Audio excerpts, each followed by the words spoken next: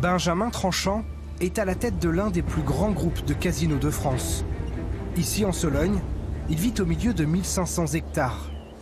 Il y a quelques mois, l'homme d'affaires a été condamné pour ses pratiques de chasse jugées illégales. Il a fait appel de cette décision.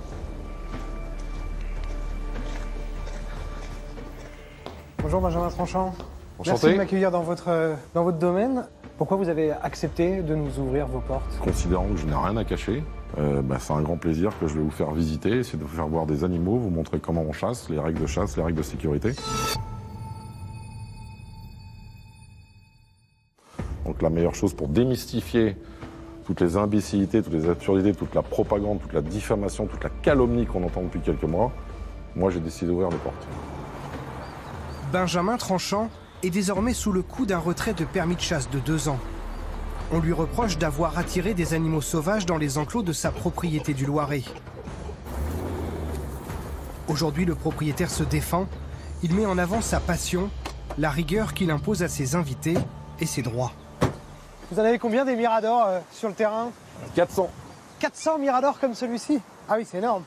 C'est impressionnant. Ouais, c'est des lignes de 20-25, puisque j'aime bien avoir trop que de me dire en fait je suis bloqué, je dois tous utiliser, donc selon la configuration, j'affecte tel ou tel mirador le matin. Moi, mon concept, c'est d'être suréquipé pour toujours avoir le choix.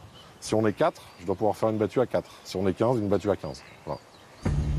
Alors que nous déambulons dans ce petit paradis bien protégé, j'en profite pour aborder la question qui fâche en Sologne, l'engrillagement des parcelles de forêt.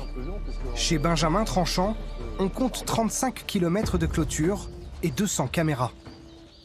On est en pleine campagne, c'est étonnant quand même de voir tout ce dispositif de sécurité. Vous avez plus de 200 caméras quand même. Oui, plus de 200 caméras, j'irai malheureusement parce que là je suis plus dans mon outil de travail, je suis dans ma vie personnelle, dans mon loisir. Vous avez dépensé plusieurs dizaines de milliers d'euros pour vous clôturer.